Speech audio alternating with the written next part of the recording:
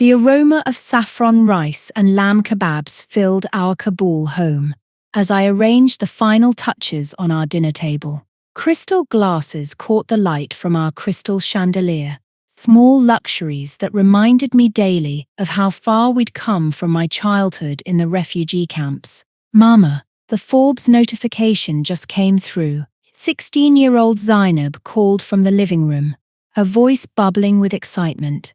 You made the 40 under 40 list. I smoothed my silk hijab and stepped back to admire the feast I'd prepared.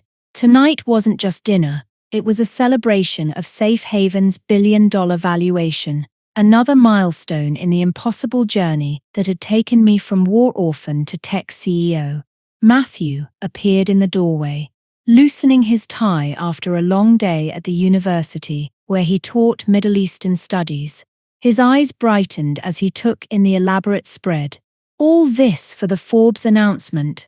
He asked, wrapping his arms around my waist from behind. For everything, I said, leaning back against him. 5 years ago, we were working out of that tiny apartment above the bakery. Now Safe Haven is changing how the world handles refugee resettlement. Our youngest, 11-year-old Samir, bounded into the dining room with his usual energy, nearly colliding with the table in his excitement. Mum, my teacher showed the whole class your TechCrunch interview today. She said, you're the smartest woman in Afghanistan. Smartest Muslim woman. 14-year-old Aisha corrected, looking up from her phone. That's what all the headlines say. The Muslim woman revolutionizing refugee tech. I felt the familiar tightness in my chest at the religious qualifier. Why can't I just be the entrepreneurs or the CEO? Why must my faith always be the headline? Because you navigate both worlds, Hana, Matthew said, using my birth name as he always did in private. Western investors respect your Stanford credentials, and refugee communities trust you because you understand their culture. That's your superpower, Mama, Zainab added, taking her seat at the table. You prove that Muslim women can lead global companies. As we settled around the table, I felt the weight of their expectations. My children saw me as proof that faith and success could coexist, that a woman could honor Islamic traditions while conquering Silicon Valley. But lately, the performance felt increasingly hollow. Tell us about the Cambridge offer again, Samir said, his eyes wide with admiration as he loaded his plate with rice. The dean wants me to teach a course on Islamic feminism and technology next summer. I explained, tasting the perfectly seasoned lamb. Another platform to explain that women's rights and Islam aren't mutually exclusive. Will you accept? Zainab asked. Perhaps, though I'm not sure I want to become the poster child for religious orthodoxy. I adjusted my hijab unconsciously. My relationship with faith is practical. It's cultural identity, not blind devotion. Matthew's fork paused halfway to his mouth. After 15 years of marriage, he could read the nuance in my words. We'd discussed this before, my complicated relationship with religion, how I maintained enough observance for business purposes while privately questioning much of what I'd been taught. But you still pray 5 times daily, Aisha pointed out. Tradition, habibti. Like how Christians put up Christmas trees, even when they're not deeply religious, it connects me to my heritage. I sipped my tea, choosing my words carefully. Besides, it's good for business. The Islamic investment funds appreciate visible faith. Mum doesn't need religion to succeed, Samir declared with the confident logic of childhood. She built Safe Haven herself. She's the smartest person I know. That's right, I said, raising my glass of pomegranate juice. We create our own destiny. The universe rewards those who work hard and are intelligent enough to seize opportunities. To making our own fate, Matthew toasted, though I caught a slight hesitation in his voice. As our glasses clinked together, my phone buzzed with another notification. TechCrunch wanted a follow-up interview. BBC requested a documentary feature. The invitations never stopped coming. Look at this, I said, scrolling through the messages. 3 speaking engagements this month alone. Everyone wants to hear how a Muslim refugee became a billionaire. You've earned every opportunity, Zainab said proudly. All those years of studying, while we lived in the camps, working multiple jobs to pay for Stanford, building the company from nothing. Allah has blessed our family, Matthew said quietly. I glanced at him. We've blessed ourselves through hard work and strategic thinking. God helps those who help themselves, as they say. Do you really believe that? Ayesha asked, surprising me with the directness of her question. That success is just about working hard. I paused, my fork suspended over my plate. I believe in what I can see and build with my own hands. I believe in us, in this family. Everything else is just stories people tell to feel less afraid of the world. But what about prayer? What about the Quran? Samir asked, confusion clouding his young features. The Quran has wisdom, I said carefully, and prayer is discipline. Both have their place, but ultimately we control our own lives. Matthew's expression grew troubled, but before he could respond, Samir suddenly gripped the edge of the table, his face contorting in pain. Samir? What's wrong? I was on my feet instantly. My head, he whispered, pressing his palms against his temples. It feels like it's splitting open. The pain seemed to intensify rapidly. Within seconds, he was sobbing, rocking back and forth in his chair. Get the car, I told Matthew, my mind immediately switching to crisis management mode. We're going to the hospital, now. As Matthew grabbed his keys, and I gathered Samir into my arms, I had no idea that our celebration dinner would be the last normal moment our family would know for a very long time. The fluorescent lights in Kabul General Hospital's pediatric wing cast a harsh glare that made everything look sickly and unreal. I paced the narrow corridor, my designer heels clicking against the polished floor in a nervous rhythm that matched my racing heartbeat. It had been 6 hours since Samir's headache had escalated from discomfort to agony. 6 hours of tests, scans, and increasingly worried expressions from medical staff, who spoke in hushed tones just beyond my hearing. Mrs. Rahman, the neurologist, emerged from the consultation room, her face carefully composed into that professional mask that makes your stomach drop before anyone speaks. Matthew rose from his chair in the waiting area, where he'd been trying to keep Zainab and Ayesha calm. The girls had insisted on coming, despite my protests that they should stay with neighbors. Please, the doctor gestured toward a small conference room.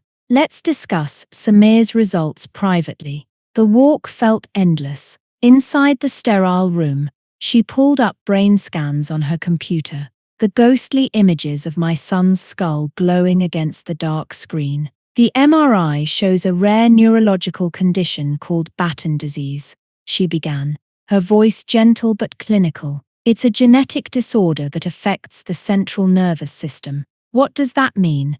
I asked, though something in my gut already knew I didn't want to hear the answer. It's progressive, Mrs. Rahman. The disease causes seizures, vision loss, cognitive decline, and, she paused, choosing her words carefully, typically has a very poor prognosis. Matthew's hand found mine. What kind of timeline are we looking at? The question hung in the air like a blade waiting to fall. With this variant, children usually live into their teens or early 20s, but the progression can be unpredictable. Treatment options, I interrupted, my CEO instincts kicking in. Specialists, experimental procedures, money is no object. The doctor's expression grew more sympathetic. I understand this is devastating news. There are therapies to manage symptoms and slow progression, but currently, there's no cure for Batten disease. The word incurable hit me like a physical blow. I stood abruptly, needing to move, to act, to do something. There has to be something, I insisted. Someone, Somewhere.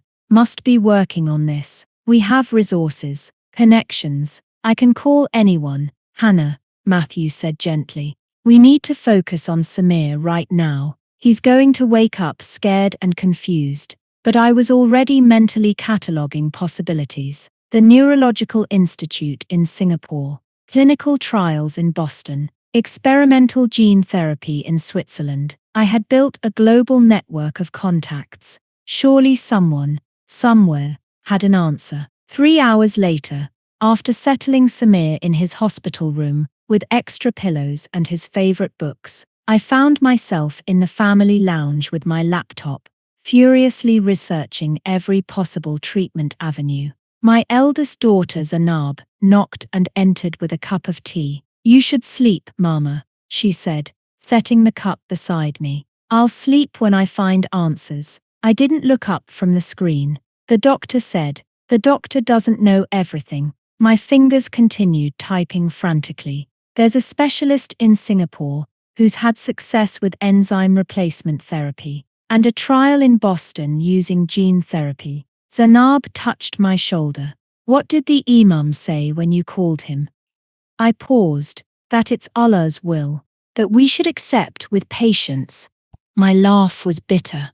Patience won't save my son, but prayer might help you, she suggested softly. I've been praying since his first headache. 5 times daily, extra prayers at night. Nothing changes.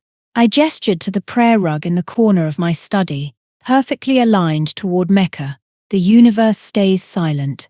Zainab withdrew quietly, leaving me alone with my desperate research and cooling tea.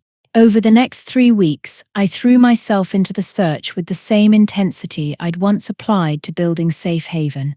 I took indefinite leave from the company, shocking the board and sending our stock price tumbling. I didn't care. Nothing mattered except finding a way to save my son. We consulted specialists in 5 countries. I flew to medical conferences, networked with researchers, and established a foundation offering million-dollar grants for Batten disease research. My contact list expanded to include every neurologist, geneticist, and research scientist willing to take my calls. But the answer was always the same. Experimental treatments might slow progression. Gene therapy showed promise in laboratory studies. Stem cell research was advancing. But there was no cure. Not yet. One evening, after a particularly devastating consultation with a renowned specialist who confirmed everything the others had told us, I walked into Samir's hospital room. He had finally drifted off after another seizure, his 4th that week. I sat beside his bed, watching the steady rise and fall of his chest, listening to the soft beeping of his monitors. My brilliant, energetic boy, who just weeks ago had been bouncing around our dining room, now looked so small and fragile against the white hospital sheets. Why him? I whispered to the quiet room. Why my son? I've done everything right, built the right life, given millions to charity, followed the cultural rules. Only the mechanical sounds of the medical equipment answered me. I reached into my purse and pulled out my prayer beads, running them through my fingers as I had thousands of times before. But tonight, they felt cold and meaningless in my hands. I don't understand, I said to the silence. What kind of God allows this to happen to children? What kind of God ignores a mother's desperate prayers? Matthew appeared in the doorway, looking as hollowed out as I felt. 3 weeks of helplessness had aged us both.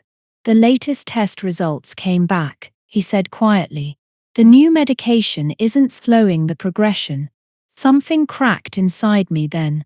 The careful control I'd maintained, the determination that had driven me to build an empire, the faith I'd worn like armor, all of it crumbled at once. There is no help coming, I said, my voice barely audible. Not from doctors, not from Allah, not from anywhere. Matthew approached and knelt beside my chair. We still have each other. We still have time with him. Time to watch him deteriorate. Time to watch my son fade away while I stand helplessly by. I pulled my hands from his grasp. What comfort is that supposed to offer? It's the only comfort we have, he said simply. I stood and moved to the window, staring out at the Kabul skyline. The city lights blurred through my tears, lights representing millions of people going about their normal lives while mine fell apart. I thought I could control everything, I whispered. Build the perfect life, keep everyone safe, solve every problem with enough money and determination. None of us control anything, Matthew replied. Maybe that's what we need to accept. Then what's the point? I turned to face him, anger and grief making my voice shake. Of prayers? Of rules? Of trying to be righteous enough? If God exists but doesn't intervene, what kind of God is he? Matthew had no answer. We stood in silence, two people who had conquered the business world and academic circles, now completely powerless against our son's dying brain. Later that night, as I sat alone in the hospital cafeteria with a cup of coffee I couldn't drink, a woman approached my table. She was roughly my age, with gentle eyes and worry lines that spoke of her own struggles. I'm Elena, she said softly. My daughter is on the same ward as your son. I've seen you here every day for weeks. I looked up, too exhausted to maintain social pleasantries. I'm Hana. I know who you are, she said, surprising me. Your speech at the refugee conference last year. It gave me hope during my own dark time. She gestured to the empty chair across from me. May I? I nodded, though I wasn't sure I had energy for conversation. My daughter has leukemia, she said, settling into the chair. Diagnosed 6 months ago. The doctors give us hope, but she shrugged helplessly. I'm sorry, I said automatically. I wanted to tell you something, Elena continued. I've been watching you these past weeks. Your dedication to your son is extraordinary, but I can see you're carrying this burden alone. My husband and daughters are here, I protested. That's not what I mean. Her voice carried a quality I couldn't identify. Peace, perhaps, in the midst of obvious pain. I mean spiritually. You're trying to carry a load that's too heavy for any person. I studied her face. Despite her circumstances, there was something different about her, something I couldn't quite name. How do you do it? I asked impulsively. How do you maintain hope when the doctors offer none? Jesus, she said simply. He carries what I cannot. The name hit me like a physical shock. Jesus, not Allah. Not prayers to a distant deity who seemed deaf to our pleas. Jesus, a name I had never seriously considered. You're Christian, I said, making it sound more like an accusation than an observation. I am, she confirmed without defensiveness. And before you dismiss me, let me tell you something. 6 months ago, when Anna was diagnosed, I was exactly where you are now, angry, desperate, completely out of control. I had never really needed God before. Life had been manageable on my own terms. And now I know what it means to find rest for your soul, even when circumstances are impossible. She reached into her purse and pulled out a small, worn book. Would you be willing to read something, just as an intellectual exercise? I know you value knowledge. I stared at the Bible she had placed on the table between us. In Afghanistan, even being seen with a Christian book could have serious consequences. I can't, I said automatically. I understand, Elena said, sliding the book back toward herself. But if you ever want to explore what brings peace in the middle of storms, I'm here most evenings. After she left, I sat alone with my cold coffee, replaying her words. Rest for your soul. It was an intriguing phrase from someone facing the same nightmare I was confronting. That night, I lay awake in the fold-out chair beside Samir's bed, listening to his labored breathing and wondering what Elena had found that I was missing. For the first time in my adult life, I began to consider that maybe my carefully constructed worldview was insufficient for the crisis we faced. There has to be something else, I said, for the 100th time scrolling through research papers on my laptop in our makeshift family room at the hospital. 6 weeks had passed since Samir's diagnosis, and despite consultations with specialists across 3 continents, his condition continued its relentless progression. Matthew looked up from his own research on experimental treatments, his eyes rimmed with the exhaustion that had become our family's constant companion. The research facility in Barcelona is starting a new clinical trial next month. The preliminary results look promising. Promising, I repeated bitterly. Everything is promising until it isn't. Aisha and Zainab sat on the small couch, supposedly doing homework, but clearly listening to every word. The hospital had become our second home, and normal life, school routines, family dinners, bedtime stories, had disappeared into the void of Samir's illness. My phone rang, displaying a number I didn't recognize. I answered wearily, expecting another medical office with test results or appointment confirmations. Mrs. Rahman, this is Dr. Patel from the Neurological Institute in Mumbai. I understand you're seeking treatment options for your son's Batten disease. I straightened, hope flickering to life. Yes, that's correct. I was told you're conducting innovative research. We are indeed working with neural stem cell implantation. However, I must be transparent. We're still in early experimental phases. The treatment is extremely expensive, carries significant risks, and success rates are limited. Cost isn't a concern, I said immediately. What kind of risks? Potential complications include infection, seizures, brain damage, or death. And even if the procedure is successful, we can only hope to slow progression, not cure the disease. After ending the call, I added Dr. Patel's treatment option to my growing spreadsheet of possibilities. Each entry represented weeks of research, thousands of dollars in consultations, and diminishing hope. Mama, Zainab said quietly, you've barely slept in days. Maybe we should. Sleep won't cure your brother, I snapped, then immediately felt guilty for my harsh tone. I'm sorry, Habibti. I can't rest while there might be answers we haven't found. That evening, as I sat alone in the hospital chapel during visiting hours, Elena appeared beside me on the wooden bench. Over the past weeks, we had developed an unlikely friendship born from shared desperation and sleepless nights in pediatric corridors. How's Samir today? She asked softly. Worse. 2 seizures since morning. The medication makes him drowsy, but when he's awake, he's clearly struggling. I rubbed my temples, trying to massage away the persistent headache that had become my constant companion. How's Anna? Responding well to this round of chemotherapy. Her energy is returning. Elena's voice carried cautious optimism. The doctors are encouraged. I felt a stab of envy at her good news, followed immediately by guilt for the feeling. I've exhausted every medical option, I said, staring at the simple wooden cross mounted on the chapel's front wall. Specialists in Germany, experimental treatments in Japan, clinical trials in America. Nothing offers real hope. What about spiritual options? Elena asked gently. I laughed, but there was no humor in the sound. I've prayed more in the past 6 weeks than in the previous 6 years. Allah remains silent. What if you're praying to the wrong source? Her words hung in the air between us. In the silence, I could hear the distant sounds of hospital life, monitors beeping, nurses speaking quietly, families crying and hoping.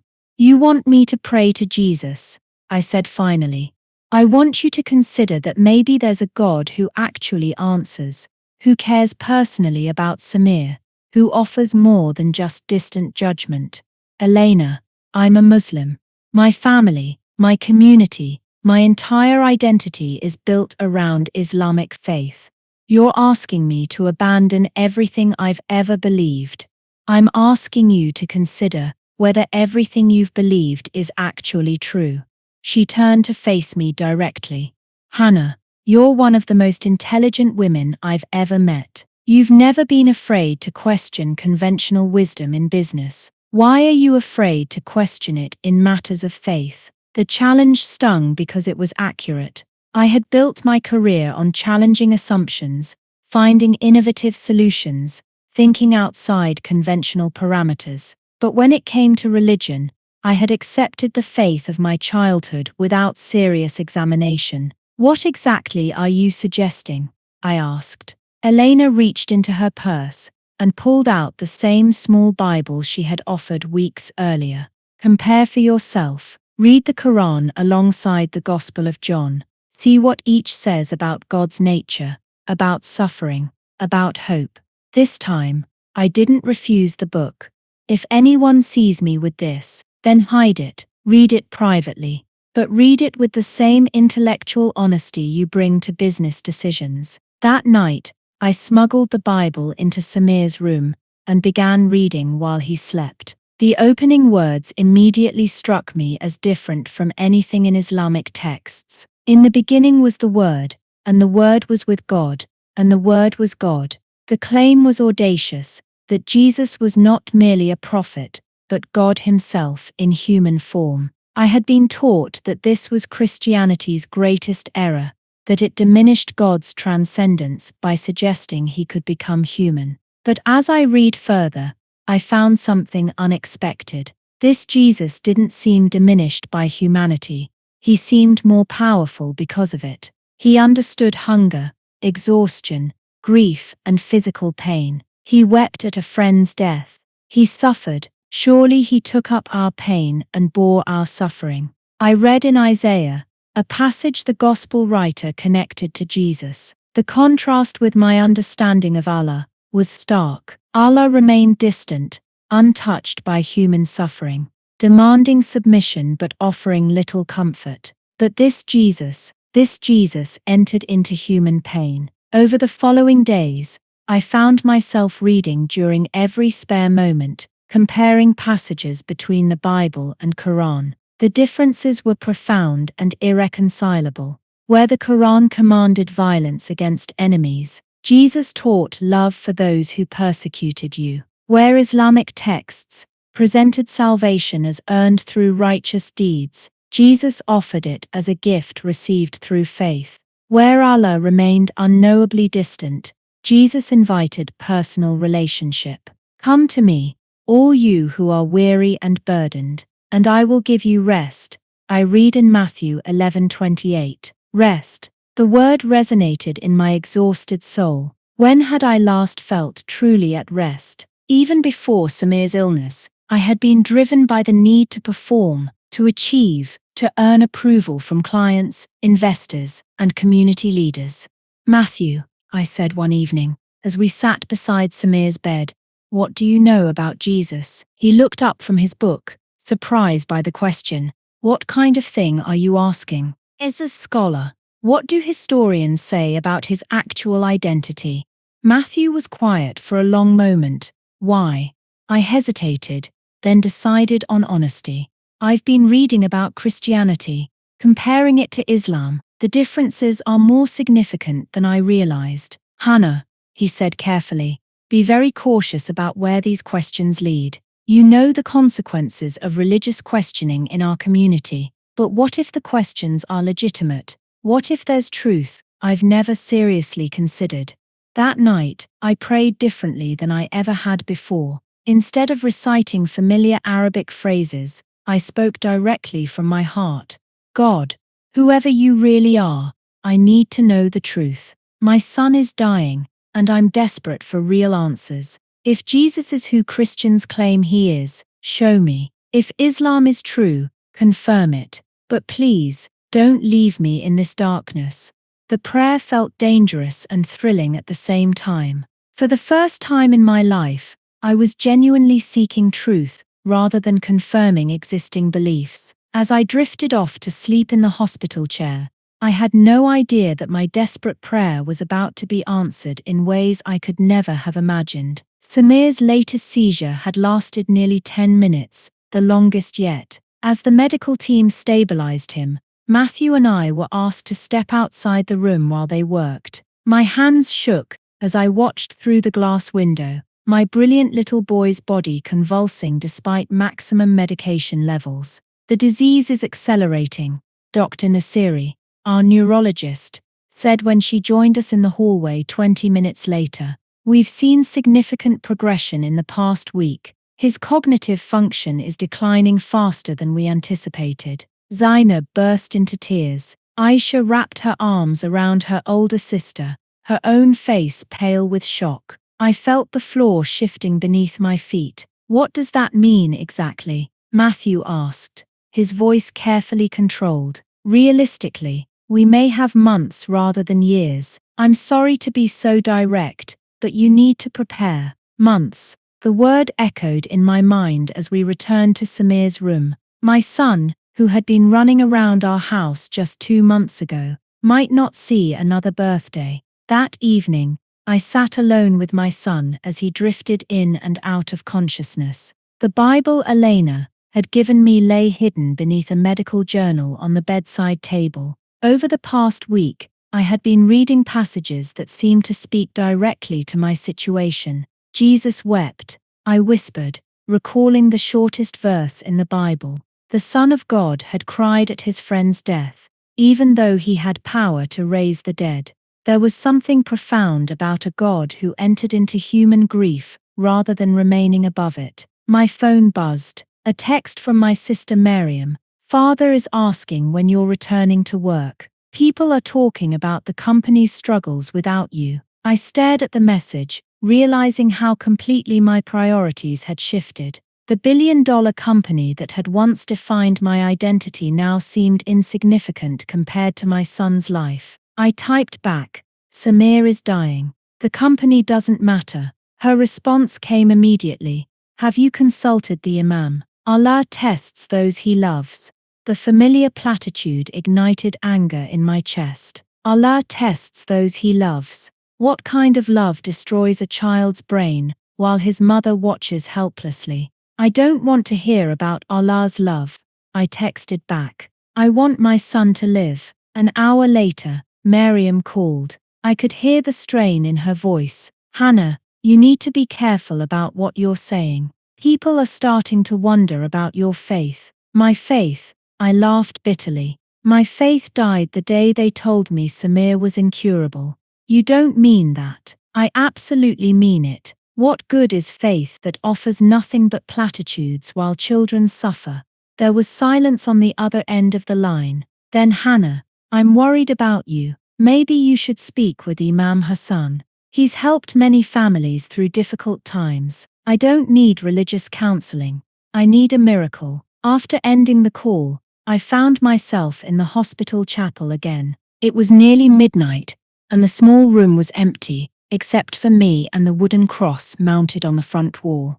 Jesus, I whispered experimentally, feeling strange speaking the name directly. Elena says, you actually listen, that you care personally about human suffering.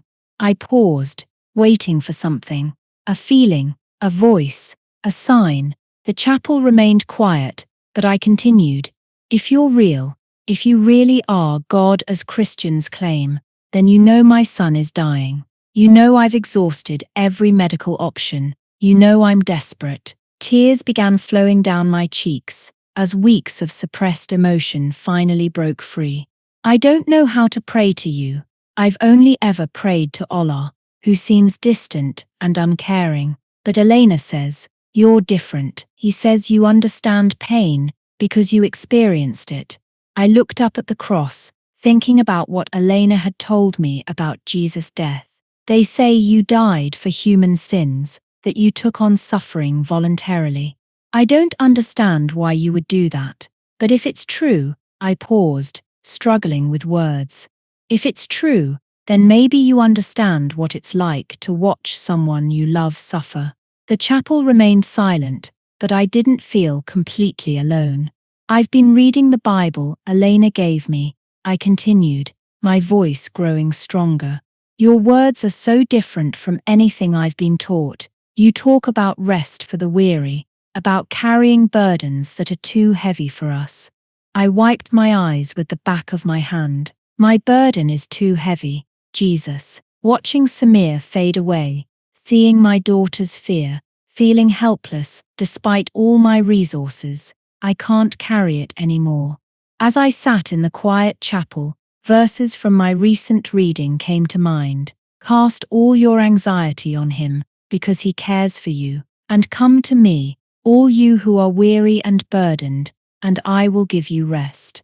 I don't know if I'm ready to believe everything about Christianity, I whispered, but I'm ready to stop pretending that Islam has answers for this situation. The admission felt both terrifying and liberating. I walked back to Samir's room to find Matthew slumped in his chair, exhausted from weeks of around-the-clock vigilance. Zainab and Aisha were asleep on the small couch, wrapped in hospital blankets. My family, my world, all of us hanging by threads as we watched the most precious member slowly slip away. I sat beside Samir's bed and took his small hand in mine. His breathing was labored but steady. I love you, Habibti, I whispered to my sleeping son, more than my own life.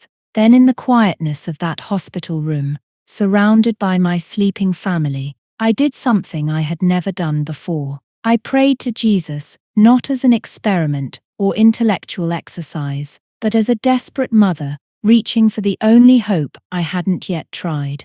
Jesus, if you are who you claim to be, please help us. I don't know how to give my life to you, but I know I can't continue carrying this alone. Please show me who you really are. It wasn't a complete conversion, not yet, but it was the beginning of the most important conversation of my life. As I held my son's hand and listened to my family's quiet breathing, I felt something I hadn't experienced in months. A small flicker of hope that maybe, just maybe, there was someone who could carry what we could not. 3 days after my desperate prayer in the chapel, Samir opened his eyes with a clarity we hadn't seen in weeks. The nurses called it impossible. Dr. Nasiri used the word unprecedented. But as I watched my son sit up and ask for his favorite book, I knew exactly what had happened. Mama, I had the most amazing dream, Samir said, his voice stronger than it had been in days. There was a man in white clothes, and he told me not to be afraid. He said you were learning about him. Matthew and I exchanged stunned glances. I hadn't told anyone, except Elena, about my tentative prayers to Jesus. What did the man look like? I asked, my heart racing. He had kind eyes, and his hands had marks on them like he'd been hurt. He said he knew about being hurt, but that he made it into something beautiful. Samir's young face glowed with an innocence that made the words seem even more profound. He said to tell you that he hears when people call his name. Over the next 24 hours, as Samir's cognitive function continued to improve against all medical explanation, I found myself face to face with a reality I could no longer deny. This wasn't coincidence or wishful thinking. Something supernatural had occurred. Elena arrived that evening to find our family in a state of cautious celebration. The latest scans showed that while the physical damage to Samir's brain remained, his symptoms had significantly improved. He was alert, interactive, and showed none of the confusion that had plagued him for weeks. It's Jesus, Elena said simply when I described Samir's dream. He's showing you who he is. That night, I asked Matthew to walk with me to the hospital chapel. As we sat together in the quiet room, I told him everything. My weeks of reading the Bible, my growing questions about Islam, my desperate prayer 3 nights earlier, and Samir's remarkable improvement. Hana, he said carefully, what you're describing would change everything for our family. If you're considering conversion to Christianity, I think I already have, I said, the words surprising me as they came out. Not officially, not publicly, but in my heart, I believe Jesus is who he claims to be. I believe he answered my prayer for Samir. Matthew was quiet for a long time.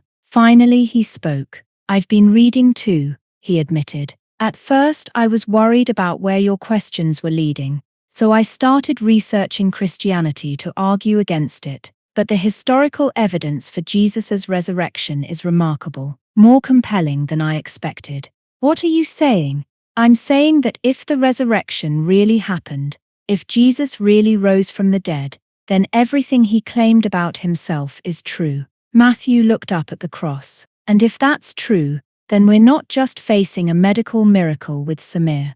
We're facing the reality that God loves us personally enough to die for us. 2 hours later, we knelt together in that hospital chapel and prayed what Elena later told me was called the sinner's prayer. We confessed our need for salvation, acknowledged Jesus as Lord and Savior, and asked him to guide our lives. The peace that filled the room was unlike anything I had ever experienced during decades of Islamic prayer. This wasn't the distant acknowledgement of Allah's sovereignty. This was the intimate presence of someone who knew us completely and loved us anyway. When we returned to Samir's room, we found both our daughters awake and worried about our absence. "Where were you?" Zainab asked. "Samir woke up asking for you." "We were praying," I said, sitting on the edge of my son's bed. "To Allah?" Aisha asked.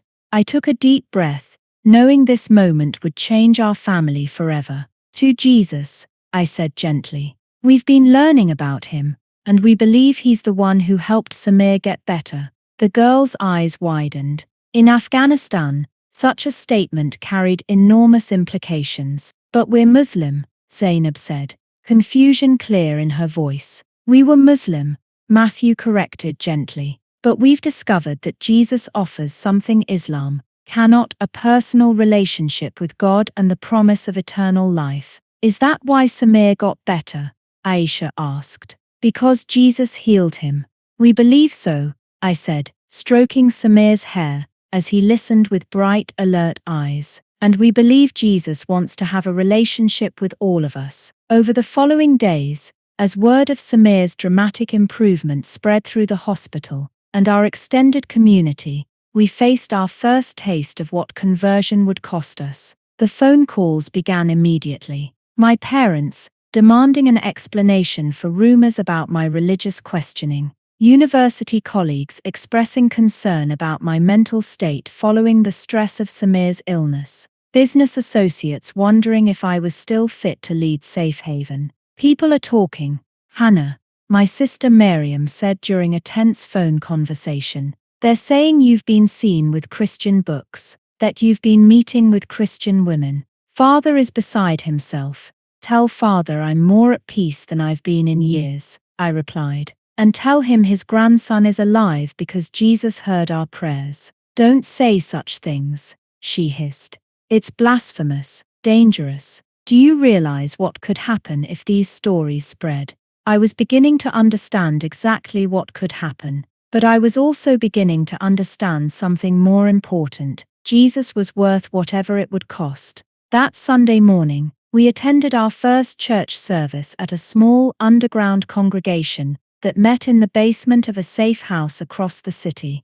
As we sang hymns in Dari and listened to a sermon about God's faithfulness in the midst of trials, I felt tears streaming down my face.